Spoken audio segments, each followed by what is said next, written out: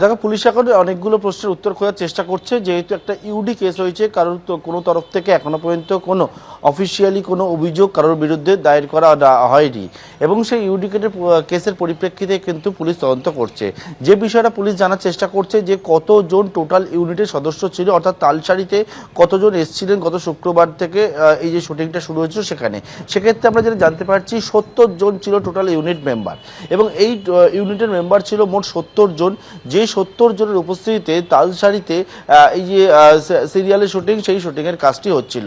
অন্যদিকে পুলিশ এখন জানার চেষ্টা করছে সময়, অর্থাৎ কোন সময় দুর্ঘটনাটা ঘটলো এক্স্যাক্ট, এবং কোন সময়ের পরবর্তীকালে কতক্ষণ সময় লাগলো যে দীঘা হাসপাতালে নিয়ে আসতে, এবং কি কি হয়েছিল এই সময়ের ব্যবধানটিতে।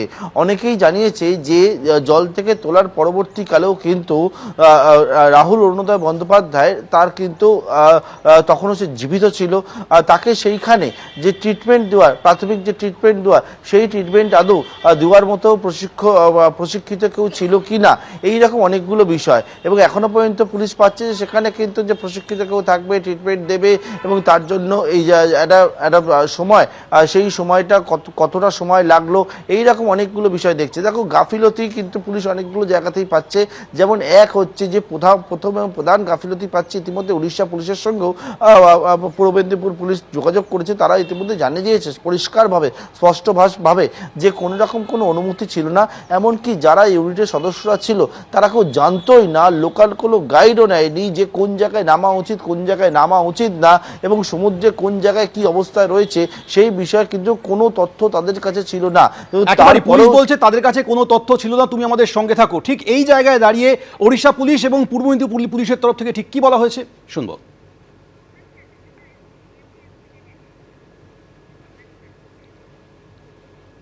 इसमें ना हम लोग से वो परमिशन लिए थे, ना ही हम लोग को कोई इंटीमेशन दिया गया था। जो परमिशन है इन लोग दीघा पुलिस से भी नहीं लिए गए थे, तो हम दोनों जो बॉर्डर पुलिस है इनकी किसी के भी इंफॉर्मेशन में नहीं था। এটা অ্যাকচুয়ালি উড়িষ্যার সমুদ্র তটের ঘটনা। বেঙ্গল পুলিশের বর্ডার থেকে, ওয়েস্ট বেঙ্গলের বর্ডার থেকে প্রায় 3 কিলোমিটার 4 কিলোমিটার মতো ভেতরে।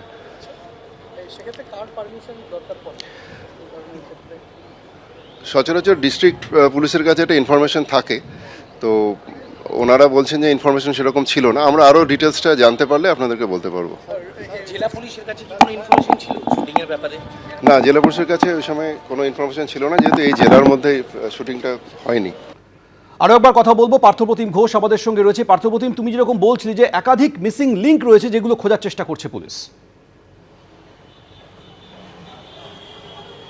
দেখো, সেই মিসিং লিঙ্কটা হচ্ছে যে কখন এক্স্যাক্টলি দুর্ঘটনাটা ঘটলো এবং তার পরবর্তীকালে কতটা সময় লাগলো। পাশাপাশি হচ্ছে ইতিমধ্যে অনেকগুলো গাফিলতির জায়গা, যেটা তোমায় বলছিলাম যে কারোর কোনো জ্ঞানই ছিল না তালসারি সমুদ্র সম্পর্কে, সেই সৈকতে কোথায় কি রয়েছে, এবং কোনো রকমভাবে লোকাল গাইড তারাও নেয়নি। কারণ অনেকেই যারা জানিয়েছে ইতিমধ্যে পূর্ব মেদিনীপুর জেলা পুলিশ, তারা কিন্তু উড়িষ্যার সঙ্গে কথা বলে তারা জানতে পেরেছে যে এইখানে যে তালসারি সমুদ্র সৈকত, সেখানে হচ্ছে বিভিন্ন জায়গায় উঁচু নিচু রয়েছে, অর্থাৎ কোনো একটা জায়গায় যাওয়ার পরে অন্য জায়গায় যে ডিচ রয়েছে, গভীর খাত রয়েছে, সেই বিষয়ে কোনো কেউ কিছু জানতো না, এবং সেই জন্য তালসারি সমুদ্রে কেউ স্নান পর্যন্ত করতে যাবে না।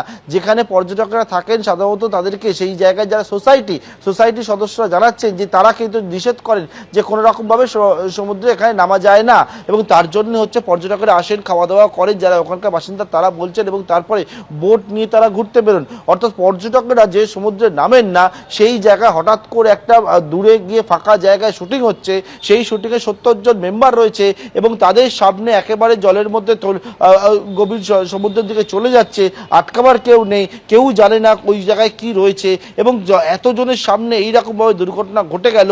এইরকম অনেকগুলো জায়গায় কিন্তু পুলিশ এখন উত্তর খোঁজার জানার চেষ্টা করছেন। ইতিমধ্যে পুলিশ জানাচ্ছে যে কারা কারা সেখানে ছিল সেই তালিকা তারা তৈরি করেছে। 70 জন টোটাল হচ্ছে এই সিরিয়ালের যারা ইউনিটের সদস্য ও ক্রু মেম্বার, তাদের একটা তালিকা তৈরি করা হয়েছে, এবং তাদের প্রত্যেকের সঙ্গে পুলিশ কথা বলতে চাইবে। তাই পুলিশ এখন জানার চেষ্টা করছে কোন সময় দুর্ঘটনা ঘটলো, দুর্ঘটনা ঘটার পরে কি কি হয়েছিল, এবং তার পরবর্তীকালে দীঘা হাসপাতালে আমি রয়েছি, দীঘা হাসপাতালে নিয়ে আসার পথে যখন যে বলছেন যে তার কিন্তু জ্ঞান রয়েছে, এবং তারপরে গাড়িতে কি হলো, এইরকম অনেকগুলো বিষয় কিন্তু জানার চেষ্টা করছেন বর্তমানে তদন্তকারীরা। পার্থপ্রতিম ধন্যবাদ। অর্থাৎ যেখানে শুটিং হচ্ছিল সেই জায়গাটা বিপজ্জনক, সেখানে শুটিং হয় না, কিন্তু তারপরেও সেখানে পুলিশের কাছ থেকে কোনো অনুমতি না নিয়ে সেখানে শুটিং করা হচ্ছিল কেন, সেই বিষয়টা পুলিশ জানার চেষ্টা করছে। এবার আপনাদের শোনাবো স্থানীয় মৎস্য ব্যবসায়ীরা, স্থানীয়রা কি বলছেন। এবিপি আনন্দ, এগিয়ে থাকে, এগিয়ে রাখে।